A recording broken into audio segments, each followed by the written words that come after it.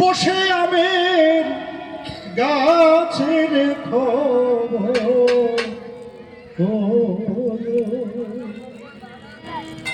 আমার মরণ খবর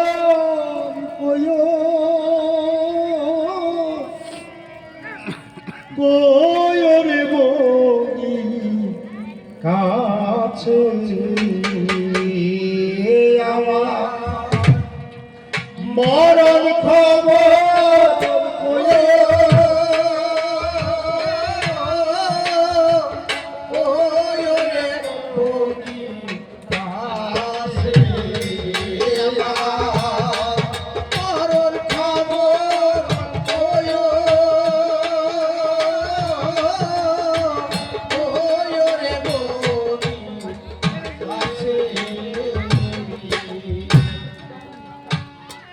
একটা আমের বাসায়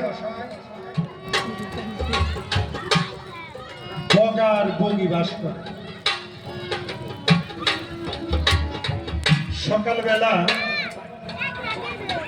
ওই বগিকে আম গাছের বাসায় বসাইয়া বগা কিছু খাদ্য সংগ্রহের জন্য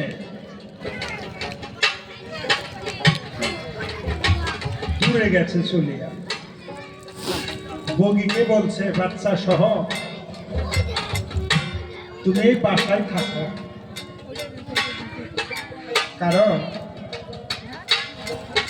আমরা দুজন যদি বাচ্চা ছেড়ে এখান থেকে চলে যাই, হয়তো অন্য কোনো মাংস ভুজি পাখি এসে আমাদের বাচ্চা দুইটাকে খেয়ে ফেলতে পারে। হ্যাঁ, তাই তুমি একটু কাজ করো, তুমি এই বাসায় থাকো, আমি কোনো নদী না হয় কোনো জলাশয়ের মধ্যে যাইয়া কিছু খাদ্য সংগ্রহ করিয়া আমি নিজেও খাবো, তোমার জন্য নিয়ে আসবো, বাচ্চাদের জন্য নিয়ে আসবো। মানা আসতে যতক্ষণ পর্যন্ত আমি ফিরে না আসবো ততক্ষণ পর্যন্ত বাচ্চা দিয়ে তুমি কোনো জায়গায় যাবে না। হ্যাঁ, সত্যি সত্যি সকালবেলা বগা বগিরে রেখে এইরকম একটা নদীর চরে দেখে অনেক বক তারা বসে বসে খাদ্য খাইতেছে, মাছ ধরে ধরে খাইতেছে। ওই বগাও দেরি করে নাই, ওই তাদের সঙ্গে জাকের সাথে মিশা ওই চরের মধ্যে পড়ছে। পেটে ক্ষুধা, বাড়িতে তার জীবন সঙ্গিনী আছে, দুটা সন্তান আছে, নিজেও খাবে, তাদের জন্য নিয়ে যাবে। কিন্তু এক চতুর ফান্দুয়া সে বক ধরার জন্য একটা সুন্দর করে ফাঁদ বানাইয়া ওই ফান্দের মধ্যে একটা পুঁথি দিয়া একটু দূরে যেয়ে বসে। ওই ক্ষুধার্ত বগাও তো জানে না যে এই ফান্দের মধ্যে যদি আমি ঠুকর দেই আমার গলায় যে ফান চড়িয়ে যাবে।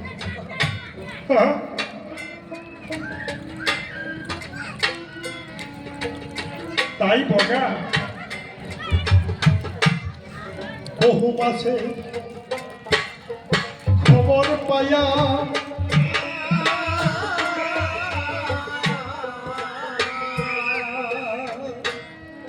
ঘর বাড়ি সাজিয়া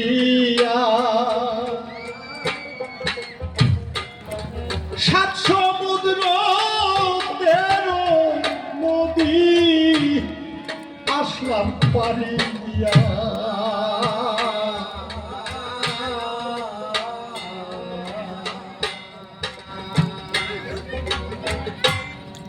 বহু মাছে খবর পাইয়া ঘর বাড়ি ছাড়িয়া 7 সমুদ্র 13 নদী আসলাম পারি দিয়া।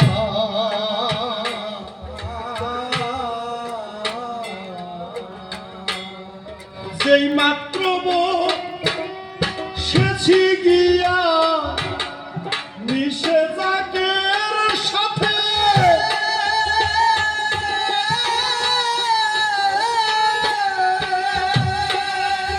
না জানো কোন কর্ম দোষে ফার চড়াইয়া গেছে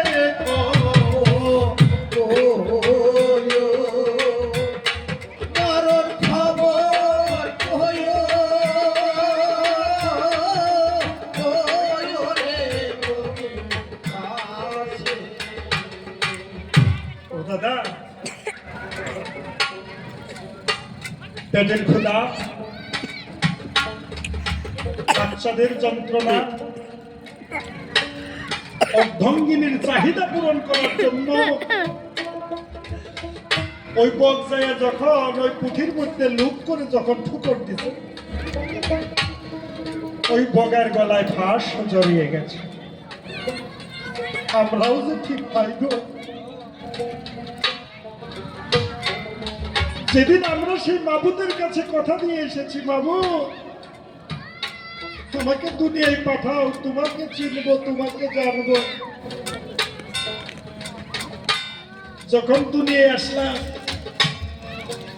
বাল্যকাল খেলাধুলায় শেষ হয়ে গেল, যৌবন যখন শরীরে এসে গেল, মায়ের হাতের খানা বেহেশতের অমৃত সুধা, সেই মায়ের হাতের খানাও আমাদের ভালো লাগে।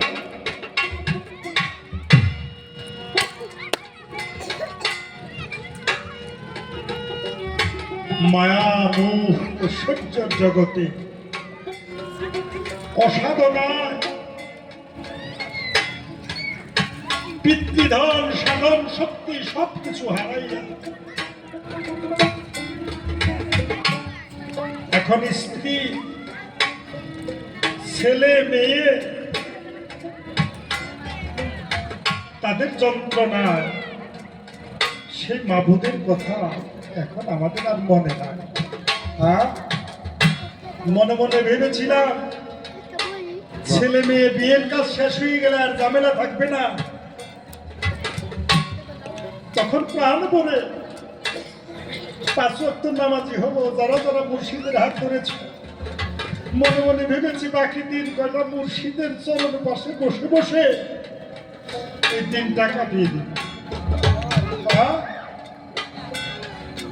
যখন ছেলে মেয়ে তাদের বিবাহ হয়ে গেল, তাদের ঘরে যখন নাতি নাতনি এসে গেল, তখন এই মায়ের ঠাসটা গলার মধ্যে আরো বেশি জড়িয়ে দিল। মনে করে দেখবে নিজের সন্তানকে কোনোদিন কাঁদতে নিয়ে বাজারে যান না, নিজের সন্তানকে কোনোদিন নিয়ে কোনো জায়গায় নিয়ে দাওয়াত খেতে যান না। যখন ঘরে নাতি এসে গেছে গো, শরীরে শক্তি নাই,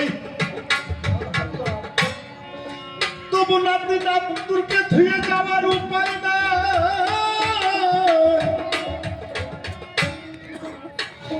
এই মায়ার জগতে আমরা দিন দিন কিভাবে কাটাবো? তাই সাধক বলছে এমন কঠিন সুতা বগিরে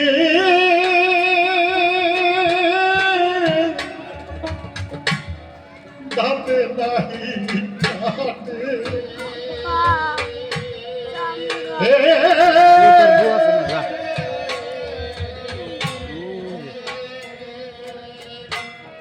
যতই করি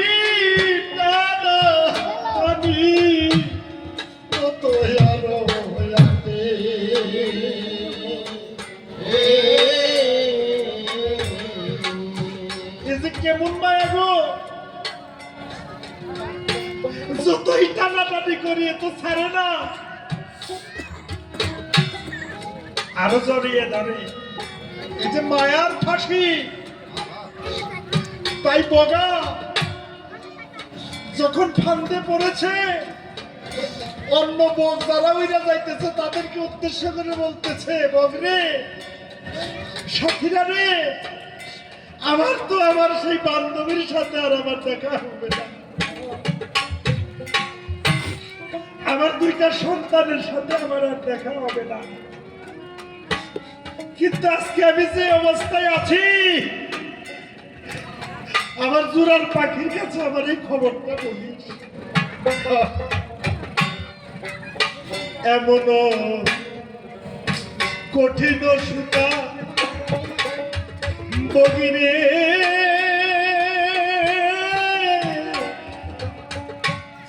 দাঁতে নাহি কাটে,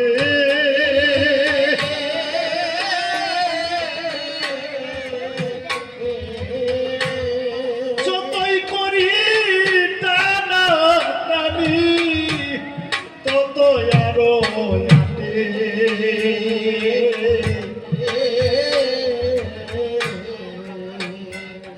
কানের সুটে গলা ফেটে রক্ত গড়িতেছে,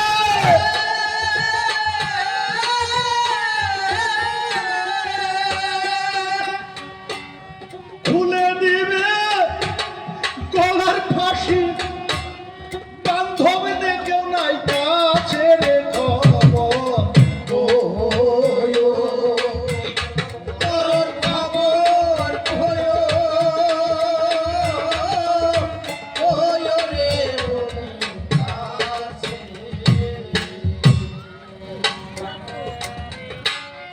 চরের মাঝে চাঁদের মতো দেখে তুই উঠি,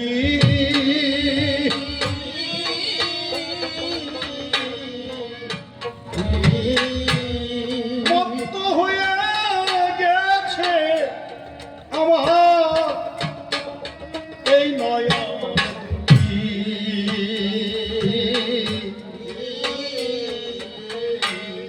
চরের মাঝে চাঁদের মতো বগিরে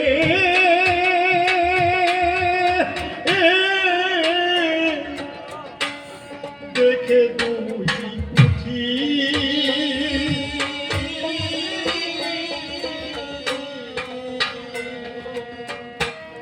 মত্ত হয়ে গেছে আমার এই নয়ন দুটি।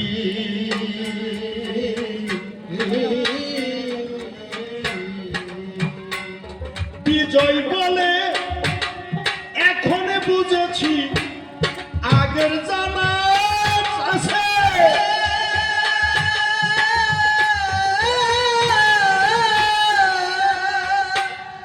অতি লোভের লোভী যারা, অতি লোভের লোভী যারা, মরণ ঘটে পাছে রে খবর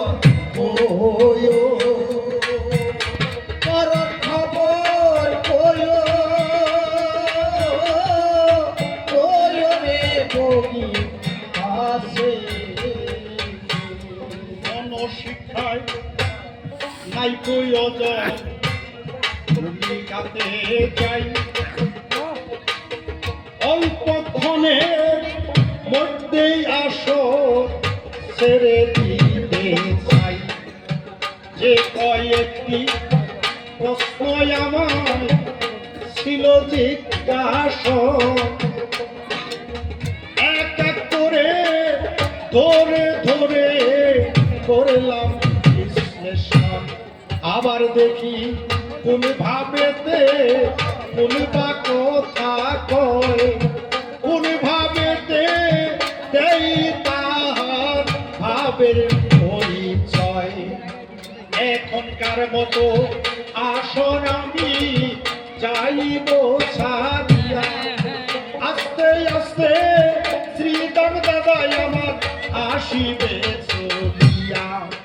এই দিকেতে আমার আবু বাক্কার সবাতে আসিবে, এবার মেরাজের তত্ত্ব এই সভাতে তিনি জিজ্ঞাসা করিবে।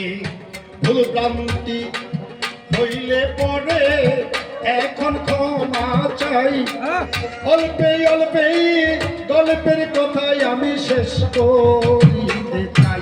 তবে যাক চলে বেশি বলে নিষ্প্রয়োজন।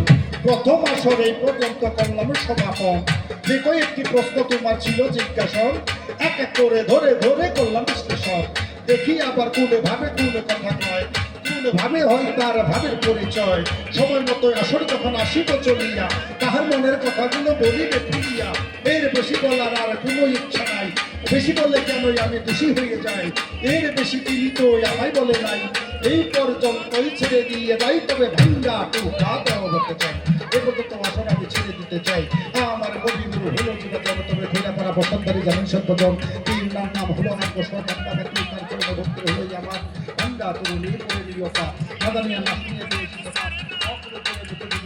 বাবা কলঙ্ক তোমার হয়ে যাবে ভাই। জানি না কোন মায়ে আমায় 10টি টাকা দিল, মা ফাতেমার ভান্ডে টাকা জমা রয়ে গেল। যে বাসনা নিয়ে মায়ে আমায় করে দিচ্ছে দান, নিয়ত যেন পুরা করে মালিক সুবহান। এই প্রার্থনা এখন করে যাই, দানের কথাই এখন আর বলার ইচ্ছা নাই। এরপরে নাজিমা যখন সভাতে আসিবে, তাহার মনের কথাগুলো খুলিয়া বলিবে। আবার যখন আমি আসরে আসিব সুন্দরভাবে সুন্দরভাবে প্রেম ভক্তি ভাবে, তখনই বলিব এই পর্যন্ত ছেড়ে দিতে চাই। আর বেশি বলার কোনো দরকার নাই, এই পর্যন্ত ছেড়ে দিতে চাই। এই সভাতে আছেন যত